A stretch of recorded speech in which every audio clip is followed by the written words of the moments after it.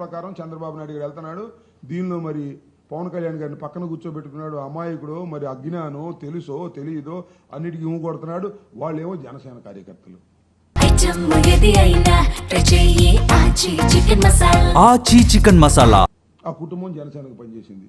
ఆ కుటుంబం పవన్ కళ్యాణ్ ముఖ్యమంత్రి కావాలని కోరుకున్నారు. ఆ కుటుంబం లోకేష్ ఎమ్మెల్యే కావాలని కోరుకున్నారు, మంత్రి కావాలని కోరుకున్నారు.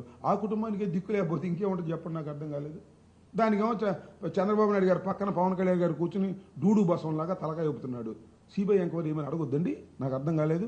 ఒక జనసేన కార్యకర్త అతి దారుణంగా పోలీస్ స్టేషన్లో కొట్టబడి చంపబడి ఆ తర్వాత అతన్ని దహనం చేసి బూడిద చేస్తే ఆ తల్లి ఆవేదన వినలేదా పవన్ కళ్యాణ్ గారు?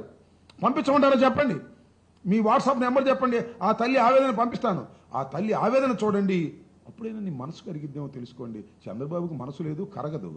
నీకైనా మనసు ఉందనుకున్నావు, నీది కూడా చంద్రబాబుతో సేవాసం చేసిన తర్వాత నీ మనసు కూడా గట్టిగా రాయిలాగా అయిపోయిందేమో మాకు తెలియదు. నీకు మనసు ఉందేమోనని పాపం వాళ్ళు భ్రమిస్తున్నారు, ఆ కుటుంబ సభ్యులు.